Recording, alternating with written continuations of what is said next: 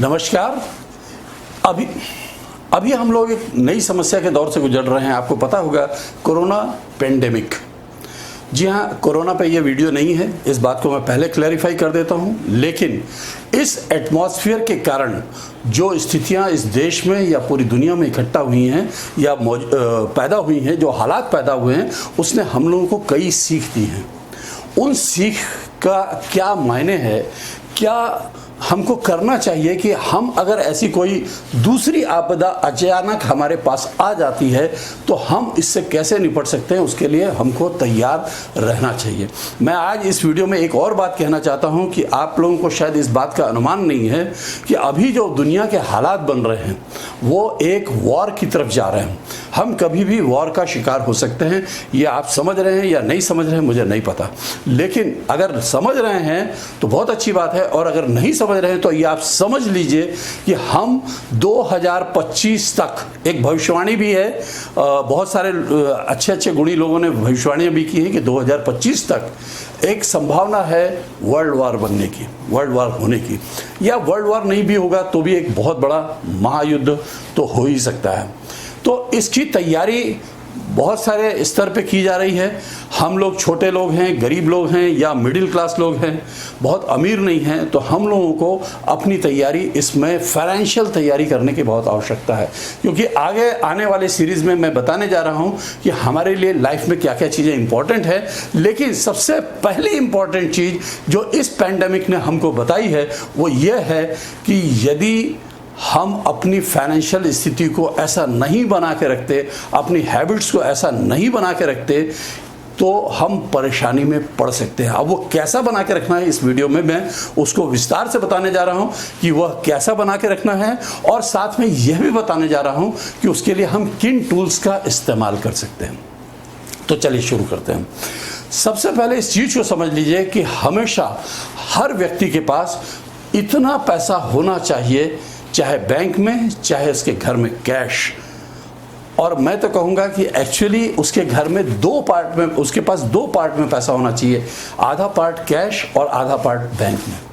ये इसलिए महत्वपूर्ण है कि अभी आपने पिछले 5 सालों में देखा होगा कई बैंक बैंकरप्ट हो गए, कई बैंक दिवालिया हो गए। उनका दुष्परिणाम यह हुआ कि लोगों ने पूरा पैसा एक ही बैंक में जमा कर रखा था, अब उनके पास खाने को नहीं है। जिनके पास 70 लाख रुपया, किसी के पास 1 करोड़ रुपया, किसी के पास 35-40 लाख रुपया जमा था बैंक में, जब बैंक बैंकरप्ट हुए तो गवर्नमेंट ने उसको सीज किया, और सीज करने के बाद उसकी लिमिट लगा दी। 1 लाख रुपया ही उनको प्रारंभिक तौर पे दिया जाएगा। उसके बाद बैंक का ऑक्शन होगा, ऑडिट होगा, ये होगा, वो होगा, दुनिया का लंबा प्रोसीजर जो कि 2-3 साल ले लेता है। उसके बाद यदि कुछ देनदारी निपटाने के बाद कुछ पैसा बचेगा तो वह सारे ग्राहकों में इक्वली डिस्ट्रीब्यूट होगा। इस बात को बहुत स्पष्ट रूप से समझ लीजिए कि सारे ग्राहकों में इक्वली डिस्ट्रीब्यूट होगा। इक्वली डिस्ट्रीब्यूट का मतलब ये कि आपका अगर 35 लाख जमा है और मेरा अगर 10 लाख जमा है और किसी का 70 लाख जमा है, और सबके हिस्से में जितना उनके पास टोटल बचा उसको उन्होंने, मान लीजिए 5000 कस्टमर हैं तो 5000 से भाग दिया, और जितना जिसके हिस्से में आया 10,000, 20,000, 50,000, लाख, 2 लाख, 5 लाख रुपया वो सबको दे देंगे, इंस्टीड ऑफ दैट कि उसका कितना जमा था। बस इतना ही वो ध्यान रखेंगे कि जितना जमा था उससे वो ज़्यादा आपको पेमेंट नहीं करेंगे। ये बहुत क्या कहना चाहिए, अलार्मिंग सिग्नल है कि हमको अपने पैसे को हैंडल सही तरीके से करना सीखना होगा। तो मैं अब आपको कुछ चीज़ें बताने जा रहा हूं जिसको आप समझिए, क्योंकि आप आगे चल के जो मेरी आगे सीरीज़ आने वाली है, जो मैं आपको बताने वाला हूं, उसमें 6-7 मुख्य चीज़ें बताऊंगा। उसमें पैसे का रोल, कैरियर का रोल, फैमिली का रोल और आपकी लाइफ का क्या उद्देश्य है, इस पर भी मैं चर्चा करने जा रहा हूं। और उस सीरीज़ को आप ज़रूर देखिएगा। मैं अभी से आपको रिक्वेस्ट कर रहा हूं, अगर आप इस वीडियो को देख रहे हैं तो आप उस सीरीज़ को ज़रूर से ज़रूर देखिएगा, क्योंकि वह सीरीज़ आपके जीवन में लाइफ चेंजिंग सीरीज़ के रूप में होगी। आप क्या कैरियर करते हैं, क्या नौकरी करते हैं, कहाँ नौकरी करते हैं, बिजनेस करते हैं, सेल्फ एम्प्लॉयड है, ये महत्वपूर्ण नहीं है। महत्वपूर्ण ये है कि हम सिचुएशन को कैसा हैंडल करते हैं। तो आज मैं बात कर रहा हूं कि फाइनेंस को कैसे अपन हैंडल करें। सबसे पहली चीज, आप एक थंब रूल बनाइए। हम लोग बोलते थे, मैं जब फाइनेंशियल सेक्टर में काम करता था तो मैं कहता था लोगों से कि आप अपनी सैलरी को 4 पार्ट में बांट लीजिए। तो आप भी, मैं आपसे कहूँगा 4 पार्ट में बांट लीजिए। हालांकि हम लोग जब उस समय काम करते थे तो ये कहते थे कि 4 इक्वल पार्ट में बांटिए, लेकिन बहुत सारी जगहों पे अभी आप देखेंगे क्योंकि गवर्नमेंट सेक्टर में जॉब्स नहीं है, प्राइवेट सेक्टर में जॉब है, वहाँ सैलरी कम है, हमारे खर्चे ज़्यादा हैं और हमारी बचत काफ़ी कम है। तो मैं ये कहना चाहता हूँ कि बचत जितनी भी हो कोई प्रॉब्लम नहीं है, लेकिन आप कोशिश करिए कि 50% आपका पैसा आपकी सैलरी में से बचना ही चाहिए। 50% एकदम क्लियर कट कह रहा हूँ, ये डेड एंड है। अदरवाइज जो हमारा रूल था वो ये कहता था 25% आपका डेली एक्सपेंस और आपका मंथली ग्रॉसरी वगैरह का एक्सपेंस होना चाहिए। रिमेनिंग 75% जो है वो 25% के स्लैब में बटा हुआ था, यानी 4 हिस्से में सिर्फ 1/4 हिस्सा ही आपके डेली यूज में आना चाहिए। पहली बात। दूसरी बात, बाकी जो पैसा है उसको सेविंग करने के लिए जो सेकंड पार्ट है उसको हम फैमिली एक्सपेंसेस ही बोलते हैं। फैमिली एक्सपेंसेस का मतलब यह है कि डे टू डे खर्चे नहीं, लेकिन जो फैमिली के इवेंट्स होते हैं उनके लिए एक्सपेंडिचर के लिए आपके पास पैसा होना चाहिए। डेली एक्सपेंसेस, राशन पानी, बच्चों की स्कूल की फीस, ये सब है। और उसके अलावा फैमिली एक्सपेंसेस का मतलब कि 30 त्यौहार आ गया, किसी रिश्तेदारी में शादी हो गई, कहीं जाना पड़ गया, साल में एक आध बार हम लोग किसी न किसी कारण से बाहर जाते ही हैं, तो उसके लिए आपके पास सेपरेट पैसा होना चाहिए। उसके लिए आपको कोई लोन नहीं लेना है। ये गलती अक्सर लोग करते हैं, हम लोगों के समय में भी हम लोगों ने भी की है, क्योंकि पैसा मिल जा रहा है और बहुत सारे सेक्टर आपके पीछे, बहुत सारी कंपनियां दौड़ रही हैं, बैंकिंग सेक्टर दौड़ रहा है, नॉन बैंकिंग सेक्टर दौड़ रहा है, और वो आपको बार बार ऑफर दे रहा है कि तुम इतने % पे ले लो, उतने % पे ले लो, ये ले लो, वो ले लो। तो वो गलती बिल्कुल मत करिए। उस पैसे को आप बचा के रखिए, उसके लिए एक सेपरेट अकाउंट खुलवाइए। यहाँ मैं आपसे बोलना चाहता हूँ कि सैलरी अकाउंट है, सैलरी अकाउंट से आप एक सर्टेन अमाउंट, आपका जो भी परसेंटेज में बैठ रहा है, क्योंकि मैंने अभी आपसे कहा कि सैलरी आप लोग की कम हो रही है और खर्चे बढ़ रहे हैं, तो ग्रॉसरी और बच्चों की फीस और ये सब जो एसेंशियल की आपको पेट्रोल लगना है या आपके जो रेगुलर आउटफिट वगैरह के जो खर्चे हैं, उन खर्चों के अलावा इंटरटेनमेंट के लिए एक अमाउंट जितना भी बचे, मान लीजिए 50% खर्चा हो जाता है तो बचा हुआ अमाउंट आपका 50% होता है, उसको 3 भाग में बांट लीजिए। बिल्कुल एकदम थंब रूल है, 3 भाग में बांट लीजिए। 3 भाग का पहला हिस्सा जो है वह जो भी आपका होता है 17% 18%, उसको एक जगह पे रखना शुरू करिए अलग से। वह आपके लिए इमरजेंसी और कंटीजेंसीज को क्रिएट करेगा। फैमिली के जो दूसरे एक्सपेंसेस होते हैं कि 30 त्यौहार पे बीवी को साड़ी दिलाना है, झुमका दिलाना है, आपको अपने कपड़े खरीदने हैं, बच्चे के लिए कपड़े खरीदने हैं, माँ बाप के लिए कपड़े खरीदने हैं, या किसी शादी ब्याह में कुछ आपको बहन भाई के लिए कुछ करना है, उसके लिए वो पैसा काम आए। तो वो आप जमा करते रहिए। आपके फ्यूचर में, नियर फ्यूचर में कोई शादी हो ना हो, कोई स्थिति हो ना हो, लेकिन वो पैसा आपके पास एक जगह एक्यूमुलेट होना चाहिए। दूसरे जो 2 हिस्से बच गए हैं उसमें से एक हिस्सा क्लियर कट फ्यूचर फंड में जाना चाहिए। क्लियर कट फ्यूचर यानी आपके पास वो पैसा ऐसा होना चाहिए कि आपको 10 साल 15 साल 20 साल बाद ही निकालना है। आप उसके लिए कोई सब इंस्ट्रूमेंट इस्तेमाल कर सकते हैं, लेकिन उसके लिए एक सेपरेट अकाउंट। मैं यहाँ पे बिल्कुल कई अकाउंट्स की बात कह रहा हूँ, और आप इस बात को ध्यान रखिएगा, जब सेपरेट अकाउंट कह रहा हूँ तो उसी बैंक में, उसी ब्रांच में अकाउंट नहीं खोलना है।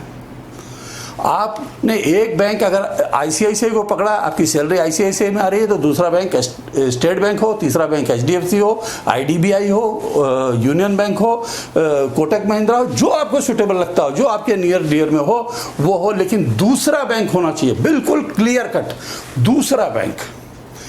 दूसरी, इसके साथ एक और इंस्ट्रक्शन है कि आप जो है उसके लिए दूसरे तरह के इंस्ट्रूमेंट इस्तेमाल करिए। यानी आप एक में सेविंग्स खोल के रखा है, दूसरे में भी सेविंग खोल के रखा है, तीसरे में भी सेविंग खोल के रखा है, चौथे में भी सेविंग खोल के रखा है। सब में सेविंग खोलना ही है, क्योंकि सेविंग्स के बगैर आजकल दूसरा काम होता ही नहीं है। लेकिन एफडी जो है हर बैंक में अलग अलग तरह के वो करना है, और आप उसकी पासबुक पे लिख दीजिए कि वह किस पर्पस का अकाउंट है। वह आपकी बजट लिमिट बनाएगा, वह आपकी बजट लिमिट बनाएगा। और एक फाइनेंशियल थंब रूल है, ये याद रखिए कि आपके पास हर वक्त 6 महीने की सैलरी के बराबर पैसा होना चाहिए। वैसे कहा तो ये जाता है कि 6 महीने के एक्सपेंसेस के बराबर पैसा होना चाहिए, मगर मैं आपसे कह रहा हूँ 6 महीने की सैलरी के बराबर पैसा होना चाहिए। एक्सपेंसेस और सैलरी में थोड़ा सा फ़र्क है। मैंने जैसे आपको बताया कि सैलरी आपकी हो सकता है कि 50,000 रुपये हो और एक्सपेंसेस आपके 15,000 रुपये हो। तो मैं आपसे ये कहना चाहता हूँ कि आपके पास 3 लाख रुपए की सेविंग होना चाहिए। ये आपका मिनिमम इनिशियल टारगेट है। ये हर सूरत में आपको मेंटेन करना है आने वाले कुछ समय में।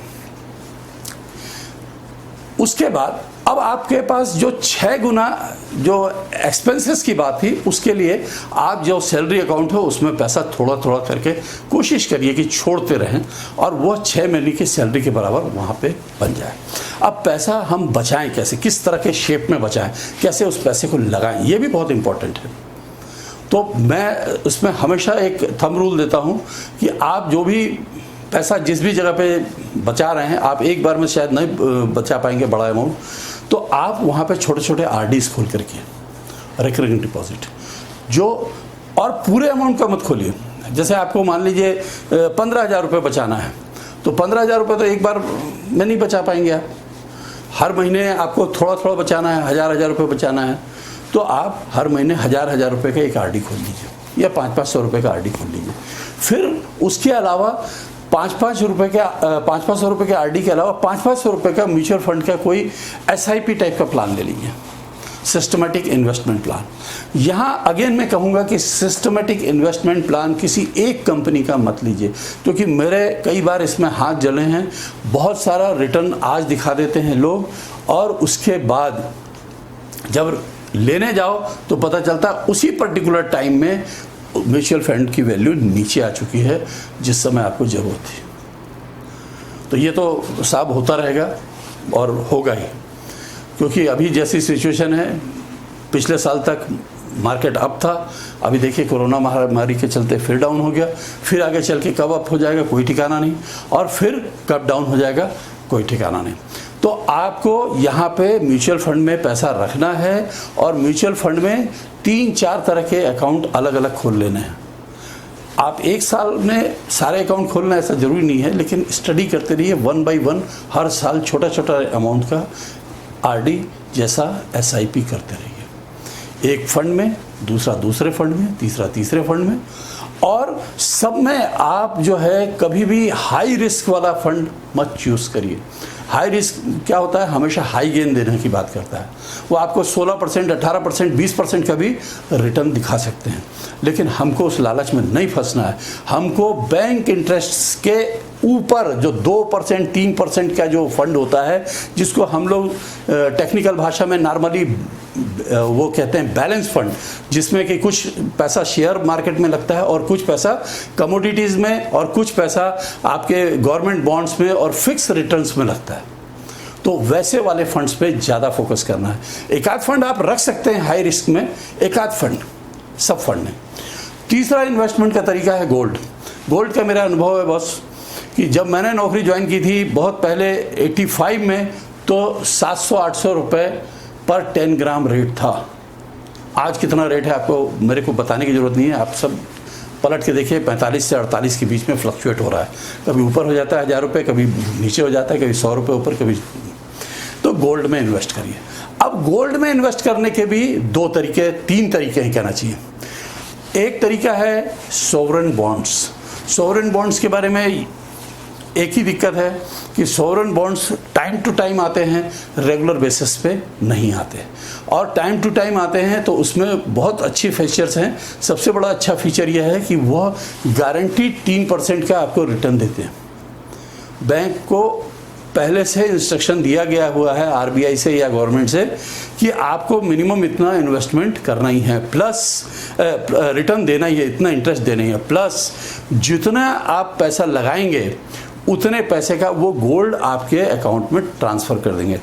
आपको फिजिकली गोल्ड नहीं देंगे, आपको एक सर्टिफिकेट देंगे, और उसकी वैल्यू अब आपकी वो सॉवरेन बॉन्ड मैच्योर होगा तब उसकी वैल्यू का गोल्ड या गोल्ड की वैल्यू आपको दी जाएगी। ठीक है, और ये ज़्यादातर सॉवरेन बॉन्ड्स जो हैं वो टैक्स फ्री हैं। या उसमें वो 88 वाली जो धारा लगती है इनकम टैक्स रिबेट की, वो धारा लगती है और इस तरह से वो पैसा काफ़ी सेफ हो जाता है।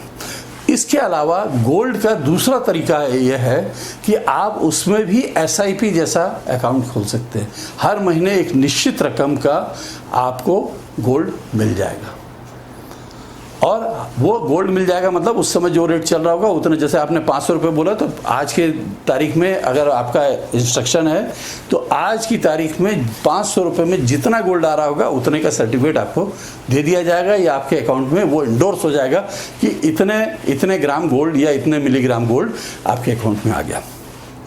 ठीक है साहब, ये 2 तरीके तो मैंने आपको बताया। तीसरा तरीका जो मैं बहुत क्रूड तरीका कहता हूँ, क्या कहना चाहिए, बहुत देहाती तरीका कहता हूँ, वो है फिजिकल गोल्ड। फिजिकल गोल्ड हर आदमी ने जरूर खरीदना चाहिए। इसका क्या कारण है वो मैं आपको बता देता हूँ।